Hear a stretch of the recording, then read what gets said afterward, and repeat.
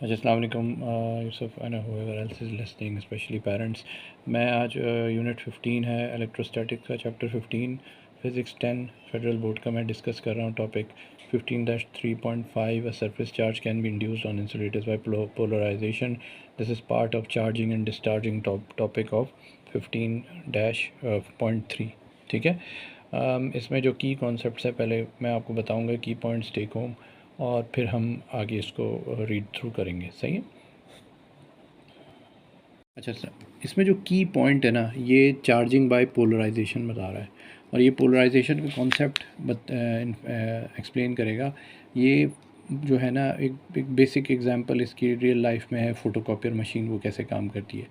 तो basically insulator से ये रिलेटेड है, और ये कहते हैं कि इसमें जो बेसिक कॉन्सेप्ट है जो आपको समझना है वो ये है कि लाइक चार्जेस रिपेल करते हैं, ऑपोजिट चार्जेस अट्रैक्ट करते हैं। सही है।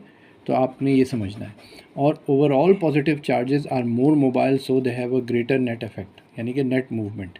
अब देखिए, ये इसमें लिखेगा एक्चुअली जो टेक्स्ट है इसका, ये कह रहा है कि पॉजिटिव चार्जेस ज़रूर ज़्यादा मोबाइल होते हैं, लेकिन एक्चुअली व्हाट हैपेंस इज़ कि जब ये एक्सपेरिमेंट करेंगे और एक नेगेटिवली चार्ज रॉड को, एक इंसुलेटर को जब एक और इंसुलेटर के पास लाएंगे, तो वहाँ पे क्या होगा कि नेट इफ़ेक्ट ये होगा कि इलेक्ट्रॉन्स पुश अवे हो जाएंगे, और ऑब्वियसली एटम्स, पॉजिटिव एटम्स अपनी जगह रह जाएंगे। तो नेट इफ़ेक्ट होगा अट्रैक्शन का। अच्छा, ये बेस्ड है एक अपना जो भी अभी बताएंगे एक्सपेरिमेंट, कूलम्स लॉ पे। और कूलम्स लॉ इस बुक में डिस्क्राइब नहीं है, लेकिन जस्ट टू अंडरस्टैंड वही कहता है electric forces get stronger as distance between the charges decreases, जो एक बहुत ही एक सिंपल सी चीज़ है। ठीक है। तो ये इसका बेसिक कॉन्सेप्ट है, ये अपने जहन में बिठा दें, पोलराइजेशन समझ में आ जाएगी कि दो पोल्स क्रिएट करना। सही है। और सरफेस पे क्यों होता है, इंसुलेटर के मटेरियल के अंदर क्यों होता है, ये भी डिस्कस करेंगे। अच्छा, 15-3A। सही है। 15.3.5A, a surface charge can be induced on insulators by polarization. Imagine running a plastic comb or a brush through your hair. As you rub, some electrons from your hair transfer onto the comb, giving it a negative charge. अभी insulator है, ये negative charge हो गया. Now envision a small pieces of paper nearby. ये भी insulators होते हैं ना, paper भी. These pieces of paper typically have a balanced charge, but when brought closer to a negatively charged comb, these pieces of paper fly towards the comb. How is this possible? Why attraction of uncharged objects is not repulsed? अब होता ये है कि इसमें जो ये बताने की कोशिश कर रहा है वो ये है कि इनिशियली देखो रिपल्जन होगी, लेकिन सब्सटेंस के अंदर होगी। कैसे? The paper pieces start off with an equal number of positive and negative charges. However, when you run a comb through your hair, electrons transfer from your hair to the comb, making the comb negatively charged. This negatively charged comb creates an electrical field as it approaches the paper. The negative charge on the comb repels the negative charges on the paper, but it also attracts the positive charges. अब ये यहाँ पे ये कहेगा कि positive charges mobile है, जबकि net movement एक तरह से जो है ना क्रिएट हो रही है विद इन द सब्सटेंस, दो पोल्स क्रिएट हो रहे हैं। Since the positive charges are more mobile within an atom. अब ये कहता है मोर मोबाइल है, हालांकि हमने हर जगह पढ़ा इलेक्ट्रॉन्स होते हैं, लेकिन चलो इसकी बात for the sake of concept समझ लें। They move closer to the comb while the negative charges push away. In the end the attractive forces between the negatively charged comb and the positively charged side of the paper become stronger than the repulsive force between the comb and the negative charges. तो पहले initially क्या होगा, with in the substance जब आप electrostatic field क्योंकि create हो गई है, तो जब आप पेपर के पास ले जाएंगे तो होगा ये कि वो जो पेपर्स हैं वो अपना नेगेटिव चार्ज उनसे दूर चला जाएगा, और जब नेगेटिव चार्ज जो दूर चला जाएगा तो पॉजिटिव चार्ज सामने रह जाएंगे, and the positive charges will attract the paper. The net attraction, the net attraction pulls the paper pieces towards the comb. The induced movement of positive charges towards the comb creates a stronger overall attraction, likely a coordinated team in a tug of war winning the battle and bringing the paper closer. The same effect can be seen with a plastic or amber rod rubbed with fur. Similarly, the balloon rubbed against the hair can attract a falling stream of water as shown in figure 15-C and D। तो ये पानी जो है ना गिर रहा है और उसको अट्रैक्ट कर रहा है। अब देखिए आपको जो इसमें जो चीज़ समझनी है ना बेसिकली ये सब पढ़ने के बाद, सही है, वो ये है कि इसकी एक प्रैक्टिकल एप्लीकेशन क्या है, इस ये अट्रैक्शन और ये वो। तो इसकी जो ये है ना इसी बेसिस पे बहुत सी डिवाइसेस बनी है और इसकी एक एग्जांपल आगे जाके ये फ़ोटोकॉपियर मशीन की देते हैं, सही है।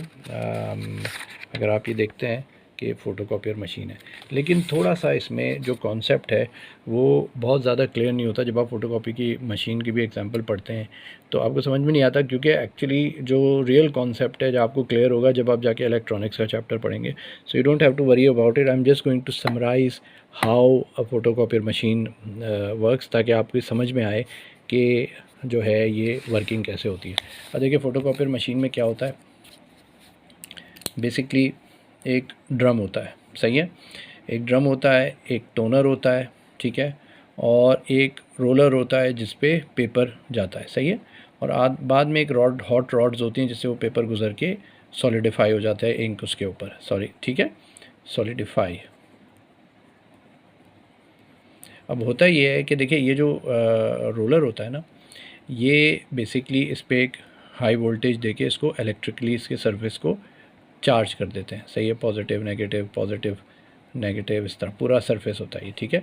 अच्छा, अब एक बीम ऑफ लाइट होती है, सही, एक जहाँ पे हम पेपर रखते हैं, सही है, वहाँ से उस पेपर को स्कैन किया जाता है और उसकी इमेज को ड्रम के ऊपर रिफ्लेक्ट किया जाता है। अब देखो अब ये इमेज कैसे बनती है, आप जाके इलेक्ट्रॉनिक्स के चैप्टर पढ़ेंगे कि कुछ सेमीकंडक्टर्स होते हैं जो जब चार्ज होते हैं तो कंडक्ट करने लगते हैं इलेक्ट्रिक चार्ज को से, और जब चार्ज उनके थ्रू चार्ज नहीं पास करते तो वो कंडक्ट नहीं कर रहे होते, समझ रहे हैं।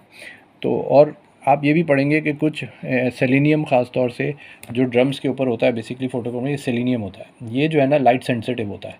तो ये लाइट जब इनके ऊपर पड़ती है तो इसके केमिकल्स जो हैं वो चार्ज हो जाते हैं, इसका जो इलेक्ट्रॉन्स हैं और एटम्स हैं वो चार्ज हो जाते हैं, और जब लाइट नहीं पड़ी होती तो चार्ज नहीं होते। तो बहुत ही सिंपल आपको समझा रहा हूँ, यहाँ से एक लाइट से इमेज स्कैन की जाती है और ड्रम पे रिफ्लेक्ट की जाती है। जब ड्रम पे रिफ्लेक्ट की जाती है तो जो जैसे जो ब्लैक में एक फ़र्ज़ करें ए लिखा है, तो ये जो है ना ये एरियाज़ जो हैं आप समझें इनका चार्ज रिवर्स हो जाता है, या तो पॉजिटिव हो जाता है नेगेटिव हो जाता है, मुझे एग्जैक्टली याद नहीं आ रहा, लेकिन ये है कि ये पॉजिटिव या नेगेटिव चार्ज हो जाता है। तो पूरे पेपर पे सिर्फ एक एरिया है जहाँ पे चार्ज डिफरेंट है। अब जब ये रोलर घूमता है तो यहाँ पे टोनर पे इंक होती है, जब यहाँ से ये गुज़रता है तो इंक के जो वो होते हैं इंक के केमिकल्स, ये भी इंसुलेटर होते हैं। अब यहाँ पे फ़र्ज़ करें एक नेगेटिव चार्ज इमेज जा रही है, तो होगा क्या कि वो जो टोनर पे जो इंक है उसके मॉलिक्यूल्स में नेगेटिव चार्ज को दूर करेगा और पॉजिटिव चार्ज को करीब कर लेगा, जिसकी वजह से क्या होता है वो जो इंक के पार्टिकल्स है वो यहाँ के ड्रम पे चिपक जाते हैं, उसी एरिया में जहाँ पे ए लिखा हुआ है, बाकी ड्रम को छोड़ के। याद रखें ड्रम का सरफेस जो है, ठीक है, ड्रम का पूरा सरफेस जो है वो इलेक्ट्रिकली चार्ज है। तो जो एरिया जो बचा है वो उसमें। अब होता क्या है कि जब ये यहाँ पे आता है तो इंक उस पर आ जाती है ड्रम पे, और इसी तरह जिस तरह ये बैलून करीब आ रहा है, ठीक है। अब जब ये घूम के यहाँ से पेपर फीड किया जाता है और जब पेपर करीब लाया जाता है तो वो जो ड्रम है वो ड्रम इंक पेपर जो है ड्रम के ऊपर लगाया जाता है और वो जो इंक जो है पेपर पे ट्रांसफ़र हो जाती है। अच्छा, पेपर खुद इंसुलेटर है, तो जब वो नेगेटिव फ़र्ज़ करें ये अब ये पॉजिटिव चार्ज यहाँ पे आके हो गया, अब ये जब यहाँ से गुज़रता है तो इंसुलेट जो पेपर के चार्जेस हैं वो भी चेंज हो जाते हैं, नेगेटिव चार्ज दूर चले जाते हैं और पॉजिटिव चार्ज कर भी, तो ये जो पेपर की इंक है फिर वो पेपर पे ट्रांसफ़र हो जाती है। बहुत ही सिंपल बता रहा हूँ। अच्छा, फिर यहाँ से क्या होता है, पेपर एक हीटेड एरिया से गुज़रता है और वहाँ पे वो इंक जो है वो उसको ड्राई कर देता है और सख्त कर देता है, और आपके पास फ़ोटोकॉपी पेपर पे ए लिखा हुआ आना ए लिखा हुआ मिल जाता है। ये आप बहुत अच्छा समझ सकते हैं इस पे यूट्यूब पे, जस्ट गो टू यूट्यूब, तो वो आपको एक कुछ वीडियोज़ हैं, आप लिखें हाउ अ फोटोकॉपियर वर्क्स, तो एक आपको कोई वीडियो 2-2.5 मिनट की उसमें बहुत अच्छा उसको एक्सप्लेन करता है, ठीक है, वो मुझे इसका रेफरेंस याद नहीं आ रहा। तो बस ये फ़ोटोकॉपियर मशीन इस तरह की चीज़ आप जहन में रखें, जो प्रिंटेबल मटेरियल इस वक्त पाकिस्तान में जो भी चीज़ प्रिंट हो रही है ना, वो इस चार्ज पार्टिकल्स के बगैर या इस इलेक्ट्रोस्टैटिक चार्ज के कॉन्सेप्ट से नहीं, विदाउट इट नहीं कर सकते, नहीं कर सकती। तो पोलराइजेशन बेसिकली ये क्रिएटिंग टू पॉजिटिव चार्जेस, और फिर मुकाबला होता है दोनों चार्जेस में, और जो जैसे नेगेटिव चार्ज रिपेल हो गया तो पॉजिटिव चार्ज करीब हो जाता है, और उसकी वजह से वो फोर्सेस ऑफ अट्रैक्शन जो है वो बनती हैं between the negative charge on one side and the positive charge on the side, और फिर वो इस तरह जो है उसका फ़ायदा उठा के ये इंक को उस पर डाला और प्रिंट कर दिया। ठीक है, आई होप कि समझ में आया आपको। Just search on YouTube how photocopier works, तो आपको ये समझ में आ जाएगा कॉन्सेप्ट।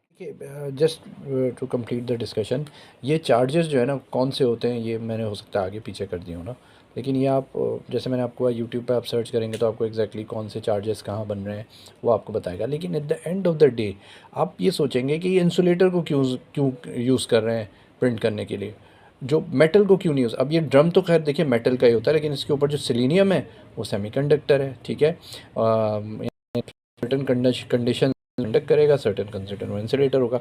तो why are they using insulators, ठीक है, why are they not using conductors. तो वो तो चार्ज उनका ज़्यादा वो स्ट्रॉन्ग होता है।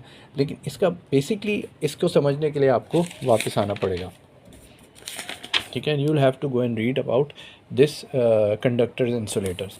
और देखिए इनका बेसिकली एक कॉन्सेप्ट ये है कि जब आप कंडक्टर होता है और आप उसको चार्ज करते हैं, ठीक है, भला फ्रिक्शन से करें, भला आप इसको अपना डिफरेंट तरीके से चार्ज करें, कॉन्टैक्ट से करें, इंडक्शन से करें, तो होगा ये कि चार्ज जो है मेटल कंडक्टर पे वो इवनली स्प्रेड आउट हो जाता है, बल्कि और पॉइंटी एंड की तरफ चार्जेस मूव कर जाते हैं। सही है, ठीक है। जबकि जो इंसुलेटर है, सही है, वो वहीं पे चार्ज मौजूद रहेगा। तो अब होता क्या है कि अब एक ए का प्रिंट है, ए आपने प्रिंट किया, ए पे वहाँ पे ड्रम का वो एरिया जो है वहाँ पे जब इलेक्ट्रिक चार्ज पैदा हुआ तो वहाँ से ए पे जो इलेक्ट्रॉन्स थे या पॉजिटिव चार्जेस थे या इलेक्ट्रोस्टैटिक चार्जेस थे वो मूव करके पूरे मेटल्स पे स्प्रेड नहीं हुए।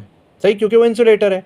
और इसी तरह जो इंक थी, क्योंकि वो भी अपना इंसुलेटर है, तो वो भी जो है पूरे उसके ऊपर जब चार्जेस अट्रैक्ट किया तो वो भी स्प्रेड आउट नहीं हुए। सही, और इसी तरह जो पेपर था वो भी इंसुलेटर था, तो उस पर भी जब वो उसके चार्जेस चेंज हुए पेपर के सरफेस के, तो वो भी इधर उधर मूव नहीं हुए। जबकि अगर मेटल यूज़ कर रहे होते तो वो सब जगह स्प्रेड हो जाते।